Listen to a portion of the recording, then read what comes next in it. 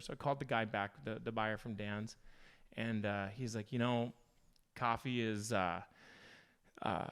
it's really hard to get on the shelves. There's a lot of competition there, or whatever he said, and we're just not interested right now. I was like, that was the thing that I really wanted, was to get started.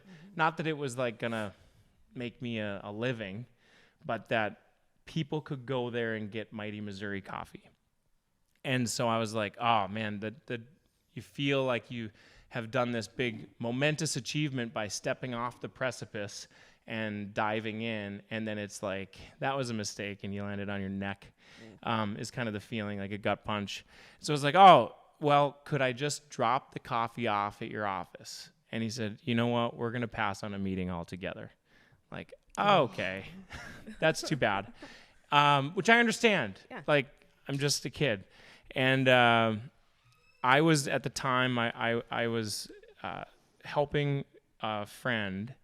I was volunteering for a concert, Matthew West, Christian Grammy Award winning musician.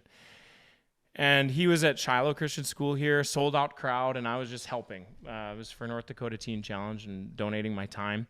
And so I would be a runner for their tour manager and whatever they needed. And I was standing there, and Matthew West came in, and I was wearing my new Mighty Missouri shirt.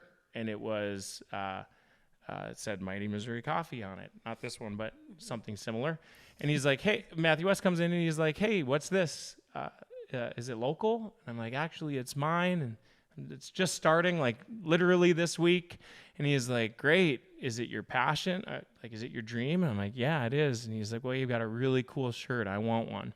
So I called Dakota Screen Arts, this was my sample shirt. This wasn't the one that I had purchased.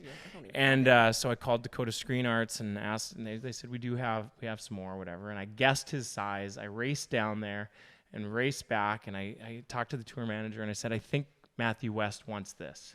And that night then, watching with my friends, he's wearing a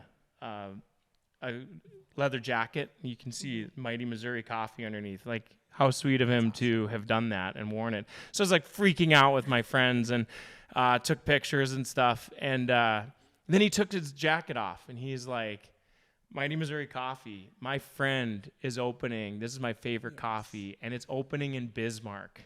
Like, he talked about Mighty Missouri for probably 2 full minutes on stage, where it felt like Mighty Missouri had sponsored that concert. Sure. It was insane.